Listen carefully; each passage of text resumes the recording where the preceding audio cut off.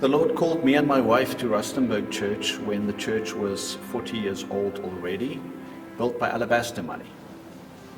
There were 10 people in the church, various reasons why, but I started preaching my heart out, teaching them, training them, and at one stage I did a sermon series about getting out of the boat and obeying, doing the things that we're uncomfortable with. But if God calls us by obedience and by faith, we need to get out of the boat. I told him that this building was built with alabaster funds. Somewhere somebody sacrificed for us to be a blossoming, growing church, making an impact in our community, and we're not.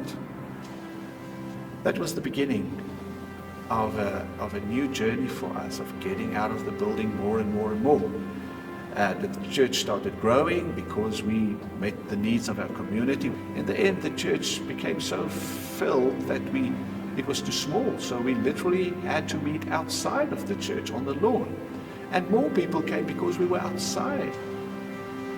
We moved into a hostel, a school hostel.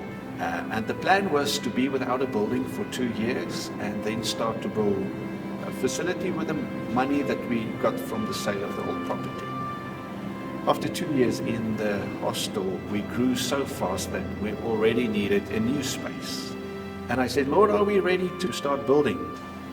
It's as if the Lord asked me, why do you want to build a new building if you're not even building my kingdom? And I was sort of shocked. What do you mean, Lord? The church is growing, we're doing well. And at that moment, a number of teenage boys came running through the gate. And then I realized we greet each other, but I've never had any discussion with them about Jesus, any conversation. As I got into my vehicle, I started calculating how many boys, teenage boys, do live in this building. Plus there's 2 schools and another one in close vicinity. How many school children move around this building every day? And I calculated between 3,000 and 4,000 kids every day. We challenged the church. Would it be okay? Would you approve? Would you support us not starting with a building, but getting out of the boat again, going without a building for some more time, and making an impact on children and youth in our community? Unanimously, they supported us. So we used the building fund to buy a tent, to put up a youth center. For the first time ever, we're going to add some staff to the team, and not to be a pastor for visitation or worship, but specifically to work with the young people. Fast forward 5 years, 7 years at that stage. The plan was to be without a building for 2, that stretched to 5, and in the end, 7 years before we moved into our new building. A number of miracle stories. The church just kept on growing, it kept on growing. It's as if the Lord started with voices saying, so we're reaching this community, but what about that community? There's a farming community 20 kilometers out of Rustenburg, and the guys don't really go to church. There's no churches there. They have to drive to get to church. So we prayed about it, asked the Lord for his guidance. Somebody phoned and said, we're building this chapel.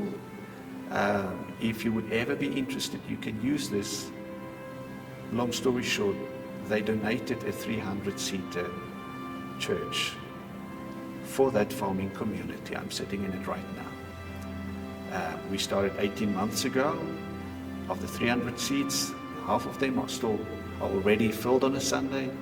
And already we're looking at the next community, another 25 kilometers away, a mining community.